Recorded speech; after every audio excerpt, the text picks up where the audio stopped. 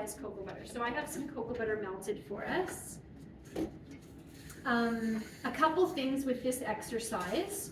We're going to learn some new movements, new techniques.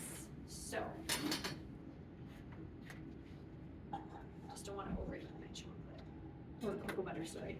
The reason why we're starting with cocoa butter is for a couple reasons. We do use cocoa butter in this class. We use it for painting the molds. We use it for spraying your figurines and your molds as well. And that cocoa butter needs to be crystallized.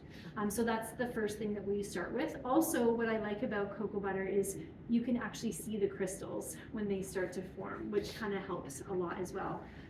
Plus, it's also, for the first thing you crystallize, it doesn't look very messy. So it's the nice thing to crystallize, because you don't have to worry about the messiness of it. Okay, so when we're tabling, there's lots of different ways to crystallize. Some people go like this and they get all fancy, which is fine. Some people will use offsets, and then we're going to scrape, and then we're going to pull and scrape. Okay, so this one is the most common way of doing it, because you have really good control over your cocoa butter or over your chocolate. So if you're right-handed, you're going to want to hold your offset in your right hand. Is there any lefties in here? There you go. So you'll probably want to switch. Yeah. And your scraper in your left hand, okay? So the scraper helps get it all together in the center, and then the offset helps with the movement, and then just spreading it out to cool down. When we're using small quantities, you want to try to not go too wide. And the reason why is because if you just take all your cocoa butter, pour it onto the cold table, of course you're going to reach the temperature. But what you're not getting is the movement. And that movement, remember, is what multiplies the crystals. So we do want to make sure that we keep the movement going, okay? And then just a word to note, on your station, you're going to have a pot, 2 medium bowls, a small bowl, and a cake ring. I set it up for you on your first day. You have induction burners underneath your station. These are basically the only things that we use in the classroom. So at the end of the day, when we're done, we pile everything nice and neatly onto the dish cart. Then what will happen is tomorrow the dish cart with clean dishes will come in. I don't put the dishes away because you're going to use the same dishes. Because it doesn't make sense for me to put all the dishes away and then for you to come and grab all the dishes again. So tomorrow when you come in, you can just grab the dishes from the dish cart, okay? Bishop. Okay, perfect. All right, so everyone's gonna get a little bit of cocoa butter, okay? Preferably in a clean deli. There we go. And when we do the tabling method, and I'll mention a couple things, is your textbook, and I think the slides say we want to put 2/3 of our cocoa butter or our chocolate on here and then leave 1/3 in here. I personally prefer to do 3/4 on the table and 1/4 in the container. Chef Abhijit and Chef Rolf, they like to put all of their cocoa butter or all of their chocolate onto the table and then put it all back into a bowl and then heat it up. So all the ways are correct. The reason why they're correct is because we understand that we have to put some of it on the table to build the crystals. The cocoa butter or the chocolate that's left in your bowl is going to be used to warm it up, okay? Whereas Chef Rolf and Chef Abhijit, I think because they worked in really hot climates, I think they wanted to be sure that they cooled everything down enough that they just put it all on the table. So you're gonna see lots of different ways of different chefs crystallizing. What's your preferred way to table? How much do you put on the table? I know too. You only see it. You see it, yeah. It. So tabling, and then that brings up a really good But conversation. that was more out of necessity because You I never didn't had have a marble. cool table. Yeah, so I didn't have a marble until I started teaching at Pika. And then I was like, ooh, I need a table all the time. And then I was like, I don't like cleaning up the mess. But we do need to know how to table, because if you run out of seed, you'll know what the seeding method is tomorrow. Then you still need to, yes, he sells seeds under the table.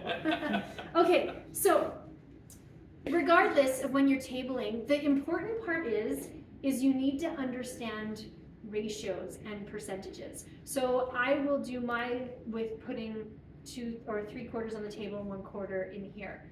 And then when I watch students do the same exercise, they only put half on the table and they leave half in here.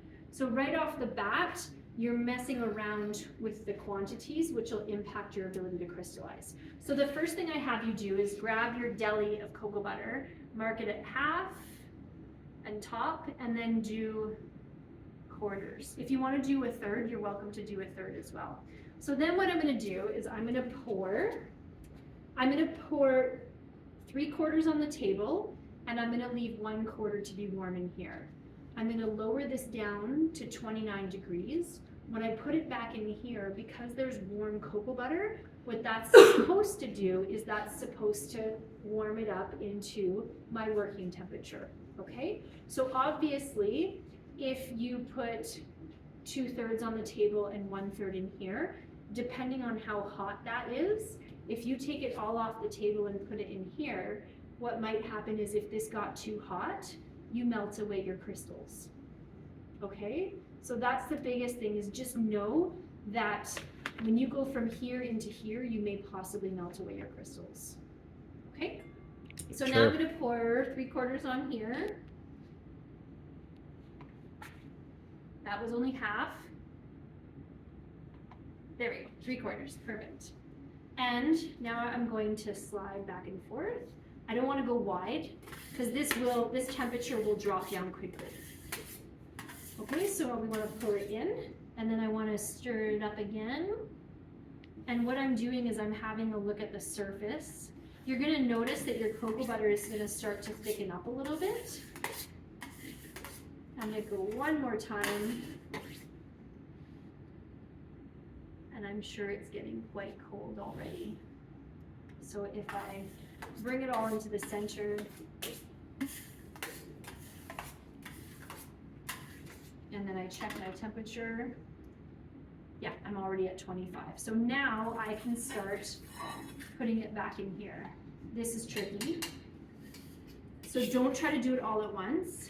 Do it like this. And now if you come close to the table and have a look, come and have a look at the surface of my cocoa butter.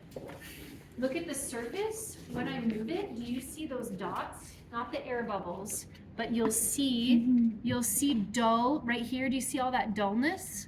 Those are all the crystals that have formed, okay? They might not be all my good crystals, but I'll melt the bad ones away. So see right there how it's dull? So that is crystals forming already, okay? So I want to take this off the table before it solidifies.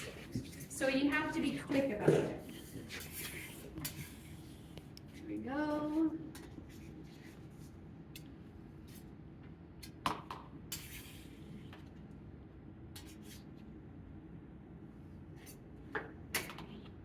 Last little bit. There we go. So I can see it's really starting to thicken up now.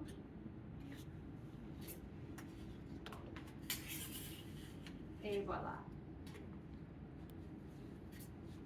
The nice thing about cocoa butter is it's clear.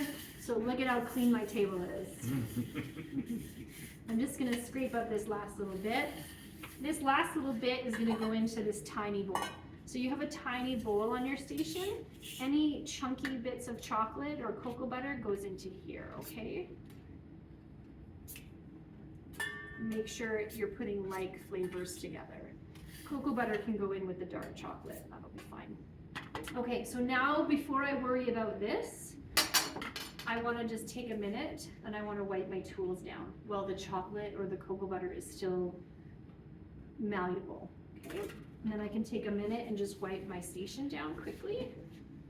Okay, and now what I'm going to do is come back over here and I'm going to stir this up. It's probably pretty cold. Oh, it's at 27 6, which I'm okay with.